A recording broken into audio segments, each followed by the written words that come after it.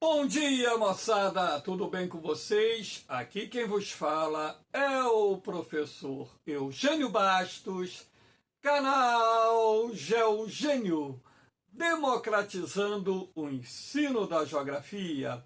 Moçada, vamos fortalecer o canal, dê aquele like, se inscrevam no canal, compartilhe o vídeo e ajude o professor Eugênio Bastos a democratizar o ensino da geografia.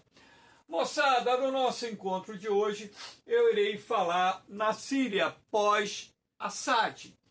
Então, no último domingo, nós tivemos a queda do governo do presidente sírio Bashar al-Assad, quando então, num avanço relâmpago, os rebeldes sírios conseguiram depor a ditadura do presidente Assad. Lembrando que a família do ex-presidente Bashar al-Assad se encontrava no poder há mais de meio século.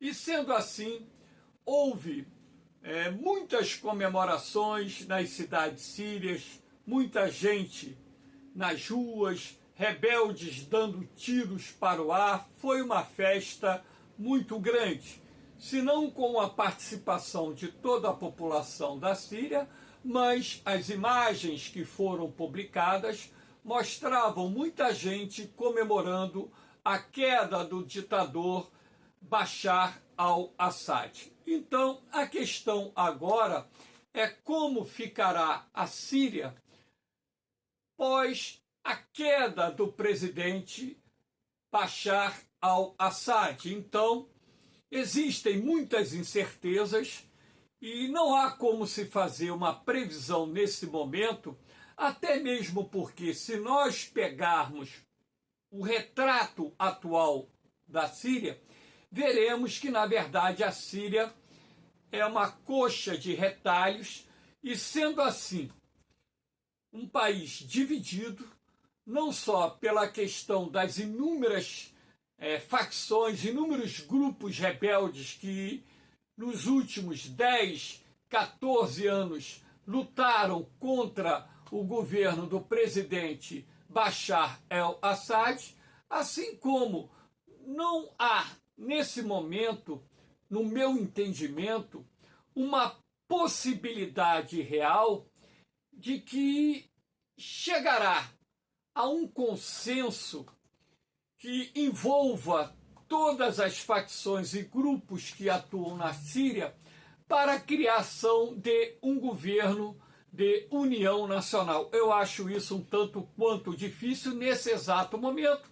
Está tudo muito recente, portanto, é imprevisível você, nesse momento, fazer uma análise com maior nível de detalhamento que permita dizer claramente como ficará a Síria nesse período pós a queda do presidente Assad. Até mesmo porque nós tivemos lá na África, em 2011, a queda do presidente, do general Gaddafi na Líbia, e também ocorreu muita festa, as pessoas indo às ruas comemorarem, e a Líbia até hoje não conseguiu um governo de união nacional. O país está dividido, o país ainda se encontra numa zona de conflito interno, e eu acredito que essa possibilidade dentro da Síria também é muito grande, do país continuar dividido e,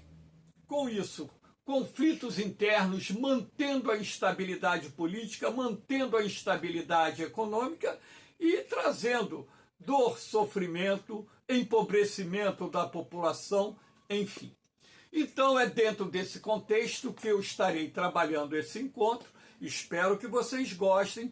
Havendo qualquer dúvida, deixe a sua pergunta na parte dos comentários, que eu terei o máximo prazer de respondê-la. Aqui nós temos nessa primeira imagem o presidente à esquerda, Bashar al-Assad, ex-presidente da Síria, e o presidente Vladimir Putin, presidente da Rússia. Lembrando que o governo russo concedeu asilo político não só ao presidente Bashar al-Assad, assim como toda a sua família. Claro que o laço de amizade entre os dois presidentes contribuiu para que a Rússia concedesse esse asilo político, lembrando ainda que a Síria é o mais antigo aliado da Rússia existente no Oriente Médio, e sendo assim, existe uma relação de respeito e amizade muito grande entre esses dois presidentes, o ex-presidente Bashar al-Assad e o presidente russo Vladimir Putin. Então vamos aqui ver esse retalho, né, da Síria, para que vocês possam entender o contexto do nosso encontro. Aqui nós temos o mapa da Síria, né, as áreas controladas pelo HTS, que é um grupo rebelde derivado da Frente al-Nusra, que era afiliada à rede terrorista Al-Qaeda e que rompeu com a rede terrorista Al-Qaeda e, logicamente, mudou de nome. E hoje tem um nome aqui muito difícil de se pronunciar, a gente fala pela sigla HTS, que foi talvez o grupo mais importante que, no contexto atual, contribuiu para a queda do regime do presidente Bashar al-Assad. Aqui nós temos o Exército Nacional Sírio, localizado aqui na área de fronteira com a Turquia, lembrando que também combatentes do Exército Nacional Sírio participaram juntamente com o HTS do cerco e tomada de Damasco, né? Esse grupo é constituído predominantemente por ex-militares sírios que desertaram o exército sírio na década passada e constituíram uma força militar rebelde contrária ao governo do presidente Bashar al-Assad, contando com apoio não só financeiro, mas também através do fornecimento de armas do governo do Erdogan, o governo da Turquia. Aqui nós temos as forças democráticas da Síria, de maioria curda, as FDS, que dominam essa faixa aqui com a cor púrpura, inclusive a importante cidade de Raqqa, e também tomaram a cidade de Deir ez-Zor.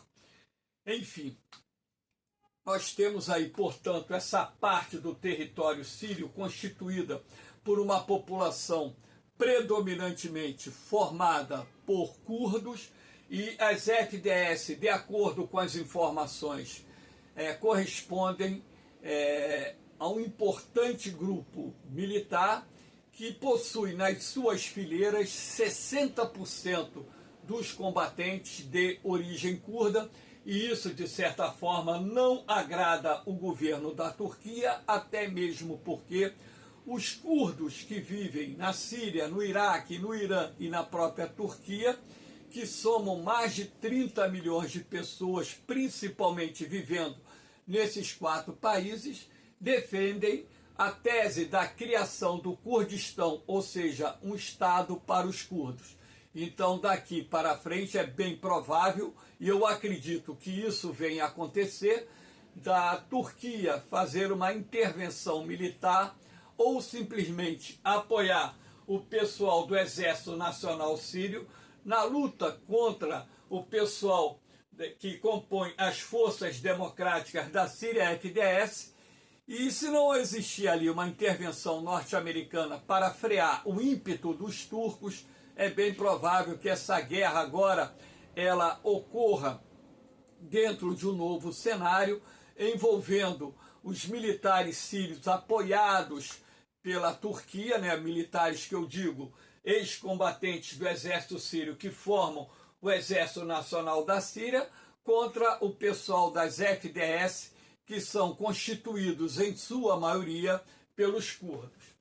Aqui nós temos o perímetro da base americana. Os Estados Unidos possui cerca de 2.500 militares em território sírio, e a presença norte-americana aqui foi criada, por exemplo, né, em função da existência do Estado Islâmico, que em 2014 e 2015 chegou a dominar uma parte considerável do território sírio, e esse grupo que pretendia criar um califado composto pela Síria e pelo Iraque, um grupo fundamentalista islâmico extremamente radical, foi combatido não só pelos Estados Unidos e seus aliados, assim como pelo governo do presidente Bashar e seus aliados, enfim.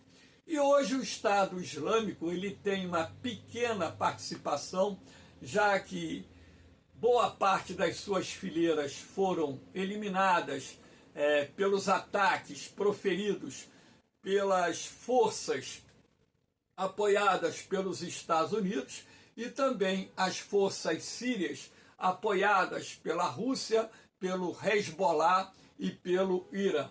Então, mas aqui nós temos essa área onde a presença militar norte-americana e também rebeldes que compunham principalmente o Exército Livre da Síria, que atuam aqui nessa região.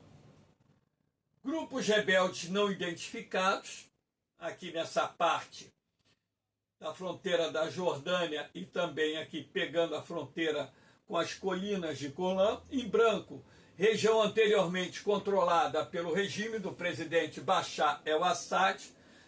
Aqui, nessa cor escura, uma área pequenininha que vocês não vão conseguir observar, Israel invadiu recentemente uma parte do território sírio, vamos falar sobre isso mais à frente. A área em disputa por curdos e pró-turcos, aqui ó, já existe essa área em disputa que hoje já se ampliou bastante, né?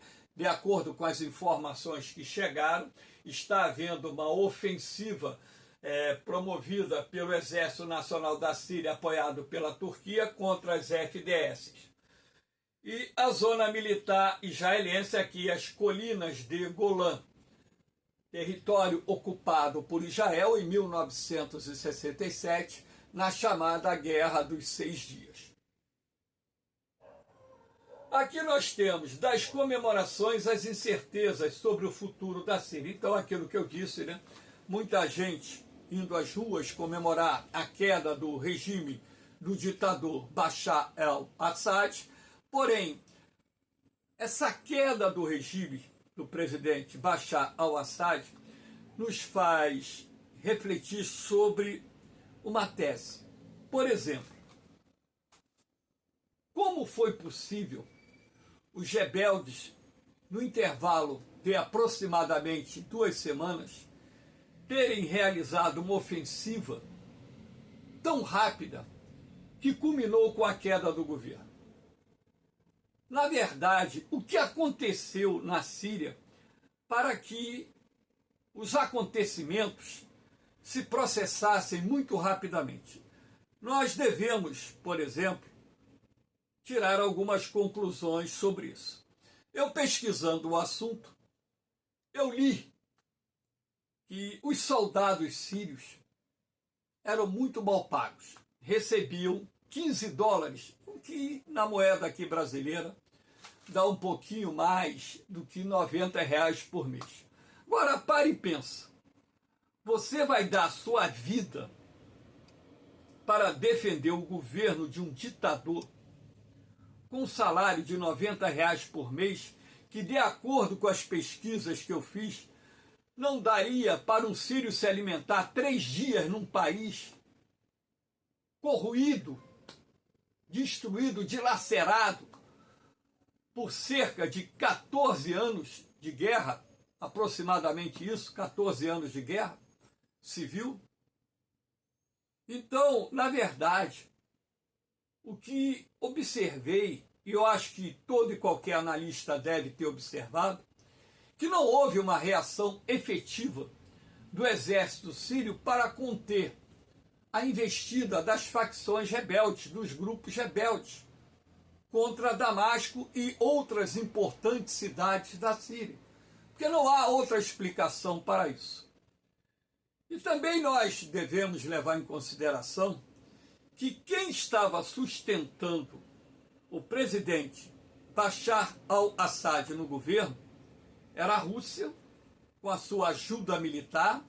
Só que a Rússia, em 2022, inicia a guerra com a Ucrânia, achando que em um mês iria derrubar o governo ucraniano, e essa guerra está próxima de completar 3 anos, sem uma previsão, pelo menos, próxima de um término.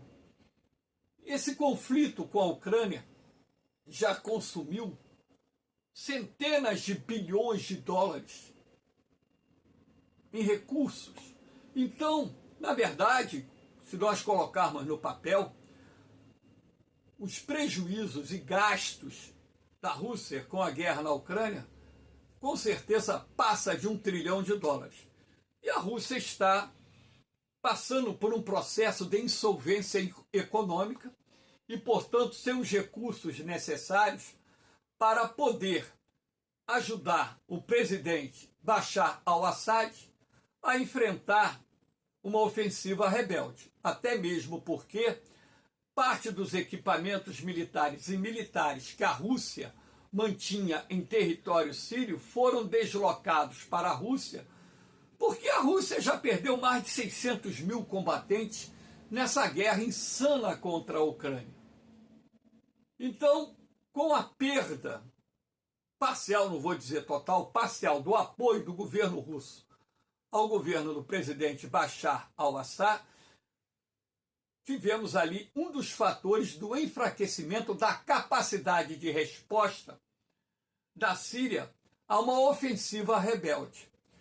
Nós também temos que levar em consideração a questão do Hezbollah, um grupo rebelde fundamentalista islâmico, rebelde que eu digo, né, em função de ser um grupo fundamentalista islâmico, não é o exército oficial do Líbano, mas é um grupo sediado no Líbano, com milhares de combatentes que atuaram de forma também decisiva na guerra civil da Síria e que permitiu a manutenção do presidente Bashar al-Assad no poder, até mesmo porque o governo sírio até então era um dos principais aliados do Hezbollah, não só ajudando-o financeiramente, como também através do envio de armas. Só o que aconteceu recentemente, Israel invadiu o sul do Líbano, Israel declarou guerra ao Hezbollah e Israel destruiu boa parte da capacidade militar do Hezbollah, que se viu limitado e sem condições necessárias para ajudar a manter o presidente Bashar al-Assad no poder. Um outro aspecto importante que nós temos que levar em consideração é a questão do Irã. Muitos estão dizendo que o Irã está enfraquecido. Não, o Irã não está enfraquecido. Em nenhum momento o Irã, na minha concepção, está passando por um processo de enfraquecimento. Claro que o Irã tem problemas internos, tem, todo mundo sabe disso. Existe uma oposição que é calada no Irã pela força, pela repressão, sabemos que tem. Mas o Irã é uma potência militar emergente no Oriente Médio, com uma capacidade muito grande. Só que o Irã, ele perdeu muitos equipamentos militares e muitos recursos no território sírio. Por quê? Dentro da geopolítica iraniana, a ideia do Irã era implantar inúmeras bases militares em território sírio, inclusive implantar fábricas de armamentos em território sírio, isso estava sendo feito. Só que na medida em que esses investimentos ocorriam, as IDFs, Forças de Defesa de Israel, destruíam essas instalações que estavam sendo construídas ou que tinham sido recentemente inauguradas, gerando uma perda de milhões e milhões de dólares em recursos. E o governo de Israel reiterou várias vezes que não permitiria a presença militar do Irã no território sírio por considerá-la uma ameaça iminente à segurança do Estado de Israel. Então, isso também, de certa forma, acabou fragilizando não a economia iraniana, mas a presença do Irã no território sírio. E também, claro, né, que o próprio ataque feito por Israel a determinadas instalações em território sírio foi um aviso muito grande que Israel tinha capacidade, como tem, de atacar qualquer área no território sírio, em função da sua moderna tecnologia, do seu moderno equipamento militar, aviões de sexta geração, como, por exemplo, o F-35, e por aí vai. Então não houve, eu acho que desse contexto mais recente, uma predisposição do governo iraniano de enviar um grande efetivo militar para o território da Síria na tentativa de proteger o presidente Bashar al-Assad. Então, na medida em que politicamente, economicamente, o governo sírio estava desmoronando como um castelo de areia, ora, isso deu aos rebeldes a condição para que eles lançassem uma ofensiva bastante objetiva e, contando com a falta de vontade do exército sírio em combater essa ofensiva rebelde, culminou com a queda do presidente Bashar al-Assad. Então aqui, inclusive, nós temos a estátua, uma das estátuas, né, do pai do Bashar, o Hafez al-Assad, que foi derrubada, né? Enfim, então o que a gente tem que levar em consideração é esse contexto da comemoração ao que vem depois, quando a poeira começar a assentar, o que se fazer dentro do território sírio. Aqui nós temos, Israel destruiu inúmeras instalações militares da Síria desde o último domingo. Por que as IDFs estão fazendo isso? As Forças de Defesa de Israel. Para e pensa. O HTS é um grupo fundamentalista islâmico. E segundo seu dirigente, não, agora eu sou um cara moderado, é nada. Quem é fundamentalista e vai morrer fundamentalista. Então, qual é o temor do governo de Israel?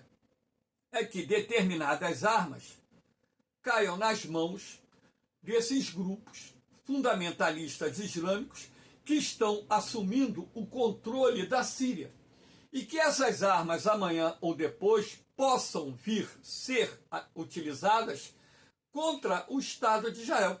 Então, desde domingo, as IDFs estão destruindo as fábricas químicas, as fábricas de produção de armas químicas, depósitos de armas químicas, bases aéreas, depósitos de armas e munições, agora mais recentemente também destruindo a marinha de guerra da Síria, que não era lá grandes coisas, né? Mas as IDFs destruíram os navios de guerra da Síria, destruíram os aviões de guerra da Síria, para reduzir ao máximo a capacidade militar da Síria para, de certa forma, prevenir ou proteger Israel de futuros eventuais ataques proferidos contra o território israelense vindos do território sírio.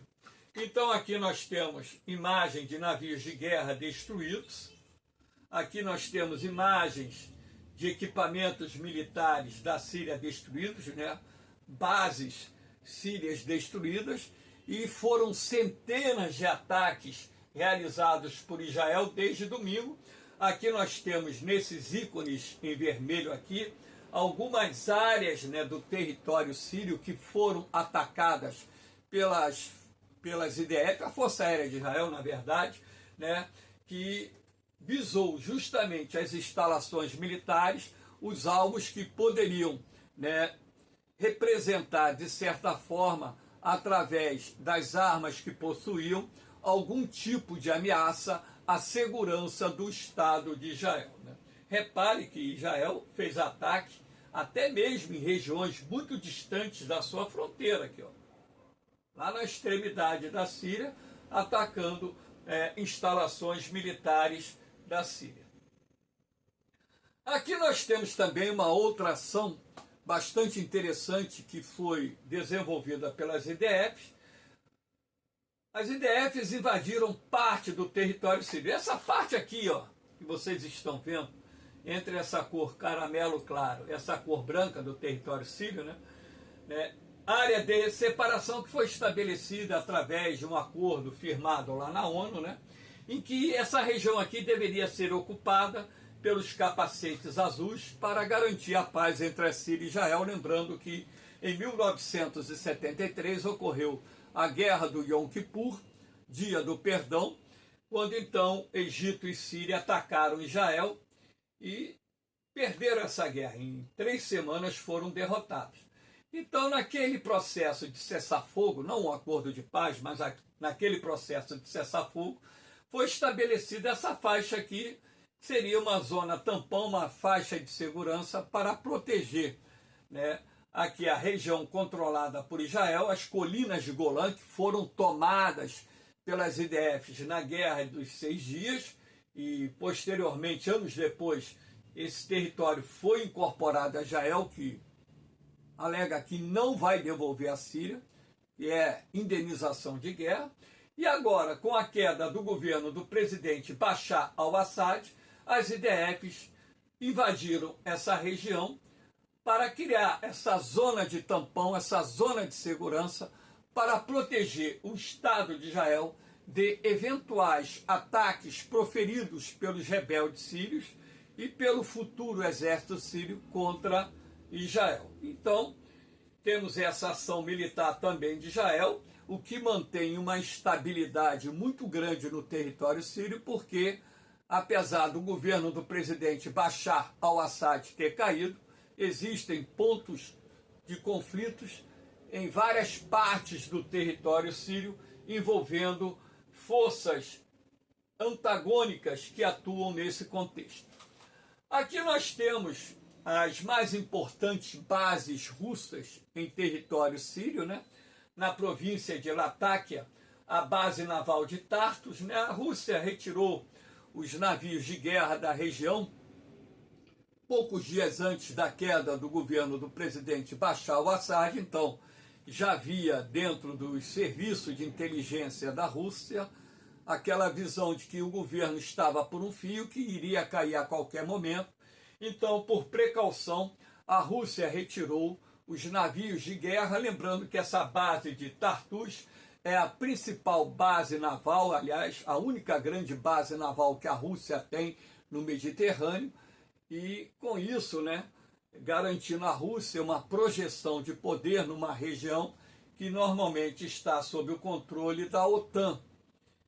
E aqui nós temos a base aérea de Khmeimim, que desempenhou um papel importante na Guerra Civil da Síria, aliás, através desses ataques aéreos feitos por aviões de guerra da Rússia contra os rebeldes, principalmente do Estado Islâmico, deu ao exército da Síria, apoiado também por militares do Irã e do Hezbollah, as condições para que o governo sírio, né, saísse da defensiva e conseguisse dominar cerca de 70% do território do país. Lembrando que, antes dessa ofensiva do exército sírio, com apoio de militares iranianos e do Hezbollah, a área controlada pelo governo sírio representava um percentual muito pequeno do território. E o apoio da Rússia, do Irã e do Hezbollah foi de grande importância para que o presidente Bashar al-Assad pudesse ampliar os territórios sob controle do governo, só que não conseguiu manter esses territórios por muito tempo, até mesmo porque a insolvência econômica, né, a própria insolvência militar, a desestruturação do país em vários aspectos, né, acabou minando a capacidade de apoio da população ao presidente Bashar al-Assad, já que uma parte da população apoiava ele, o que também foi vital para que os rebeldes conseguissem avançar e conquistar a cidade de Damasco e derrubar o presidente da Síria. Aqui nós temos Síria, um país dividido, uma situação estável e imprevisível. Então, aquilo que eu disse aqui, ó. Aqui você tem áreas sob controle de forças curdas, o YPG, né? E as forças democráticas da Síria controlam essa faixa aqui em cima. Lembrando que o governo turco tem restrições muito grandes contra o YPG e teremos ações militares, com certeza, do exército curdo contra a presença dessas forças paramilitares das FDS e PG nessa região. Áreas sobre o governo, controle do governo interino, né? Então aqui o verdinho claro. Governo interino da Síria e ocupação turca. Eles inverteram aqui a cor, né? Essa aqui é aqui e essa é aqui, né? Trocaram aqui a cor. A ocupação russa, que fica restrita aqui nas bases, né, de Tartus e Khmeimim. Áreas sob o controle do Estado Islâmico, essa faixa cinza aqui, ó. O EI ele não foi totalmente desestruturado, mas isso aqui é uma região desértica, né? Eles estão escondidos ali. Tem poucos combatentes, talvez 1.000, 2.000, 3.000 combatentes do Estado Islâmico. Coalizão Sala de Operações Sul, essa coalizão é a área que está sobre o comando, né, de grupos rebeldes. E aqui a ocupação israelense, que não dá para ver uma faixa azul aqui, aquela faixa que eu falei ainda há pouco, que é uma zona tampão que Israel invadiu para proteger o seu território de eventuais ataques proferidos por rebeldes sírios. Como ficarão as relações entre a Síria e Irã? Então é uma questão muito grande, até mesmo porque a Turquia passa a ser o principal ator de influência no futuro governo sírio. Eu acho, na minha opinião, isso. Nós temos que lembrar também um aspecto importante. A maior parte da população da Síria é sunita. A maior parte da população do Irã é xiita. São as duas principais vertentes da religião islâmica. O Irã apoiou o governo do presidente Bashar al-Assad, e razão pela qual membros da Guarda Revolucionária Iraniana e armas do Irã alimentaram o exército sírio e combateram os rebeldes, aqueles que foram presos, muitos foram torturados, mortos, assassinados, enfim. Então, é bem provável que essas relações entre Síria e Irã não passem mais de relações diplomáticas, se é que, num primeiro momento, essas relações diplomáticas ocorrerão. Até mesmo porque o Irã retirou, antes da queda de Damasco, todos os seus membros da embaixada, do consulado, ou seja, então, o pessoal da Guarda Revolucionária, todo mundo deixou o Irã, deixou a Síria antes da queda de Damasco. Então, uma outra questão que vai ser colocada em pauta, né? Aqui nós temos a embaixada do Irã, que foi invadida pelos rebeldes e pela população da Síria, que saqueou. Eu vi na CNN, o pessoal levando tudo, deixou o prédio pelado, levou o mobiliário, levou tudo que podia. A estrutura eles não tacaram fogo não, mas saquearam tudo. Então, quando você invade a embaixada de um país ou um consulado de um país, né, você está, de certa forma, atacando a soberania, porque a embaixada é um local soberano do país que tem essa representação dentro de um outro Estado. Então isso também pegou muito mal, né? E, de certa forma, lá no futuro isso pode até ser esquecido e os dois governos voltarem a manter relações diplomáticas. Agora, no primeiro momento, eu acho que ainda é pouco improvável, se bem que nas relações políticas, os interesses geopolíticos e estratégicos falam mais alto muitas vezes do que as divergências que geraram assassinatos, mortes, enfim. Como ficarão as relações do governo sírio com o Hezbollah? Hezbollah, Partido de Deus, um grupo fundamentalista islâmico que atua no território libanês. A Síria, assim como o Irã, dois importantes aliados do Hezbollah. membros do Hezbollah lutaram juntamente com o exército sírio, combatendo os rebeldes que queriam depor o presidente Bashar al-Assad. Com a queda do governo, como ficarão as relações do novo governo? No momento temos um governo interino, daqui a algumas semanas ou meses, provavelmente teremos eleições na Síria, será eleito um novo governo, enfim. E como ficarão essas relações entre o novo governo da Síria e o Hezbollah, ciente de que o Hezbollah ajudou o governo do ditador Bashar al-Assad a se manter no poder? Algo um tanto quanto também imprevisível. Por que eu digo que é imprevisível? Porque na política, muitas vezes, para a convergência de interesses comuns, feridas são cicatrizadas. Não sei se vocês vão conseguir entender essa colocação. Até mesmo porque o inimigo comum desses grupos é Israel. E eles poderão voltar a se unir, né, Hezbollah, com o novo governo sírio, até mesmo formando aliança com o Irã, porque o inimigo comum é o Estado de Israel. E lembre-se que o que Israel está fazendo agora, está atacando as bases militares, destruindo as bases militares da Síria, para incapacitar um novo exército sírio de realizar qualquer operação militar contra o Estado de Israel. Aqui nós temos como ficarão os curdos na Síria, aquela questão, né?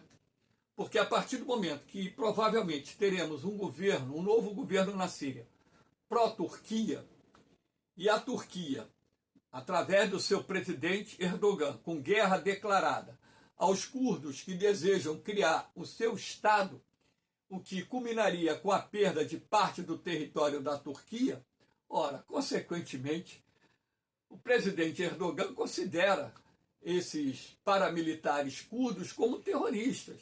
Então, operações militares da Turquia ou do Exército Nacional da Síria, apoiado pela Turquia, irão acontecer como estão acontecendo nos territórios sírios que estão sendo controlados pelo YPG e também pelas forças democráticas da Síria, que tem nas suas fileiras a maior parte dos combatentes formado por curdos.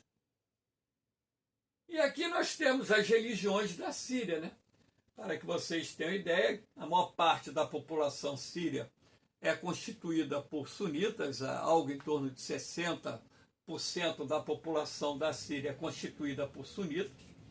Os alauítas, aqui, alauíta é uma divisão da religião xiita, então eles são muito próximos aos xiitas. Os xiitas em rosa, inclusive na cidade, a capital, Damasco, né? Parte da população muito grande era constituída por alauítas e outra parte por xiitas. Os cristãos, né, que correspondem a cerca de 10% da população da Síria, mais de 1 milhão, né? No início da Guerra Civil da Síria, 1,5 milhão, mas muitos cristãos sírios fugiram da Síria, ainda mais depois que o Estado Islâmico chegou a controlar uma parte considerável do território sírio. E os drusos, né, que também algo em torno de 1 milhão de drusos viviam na Síria, eu não sei quantos são hoje, que possuem uma religião próxima à religião islâmica. Não é uma divisão da religião islâmica, mas tem alguns preceitos religiosos parecidos com os preceitos da religião islâmica. Então, aqui você tem também a Síria, né, um país que, de acordo com o novo governo interino, né, todas as religiões serão respeitadas, todos poderão professar suas crenças.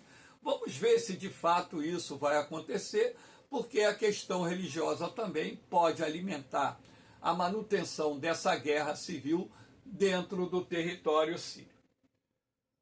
Moçada, eu espero que vocês tenham gostado desse encontro. Dê aquela forcinha ao canal, se inscreva no canal, dê aquele like, compartilhe o vídeo e ajude o professor Eugênio Bastos a democratizar o ensino da geografia. No mais, moçada, um beijão no coração de vocês, Um forte abraço. Fiquem com Deus. Eu vou, mas eu volto, hein?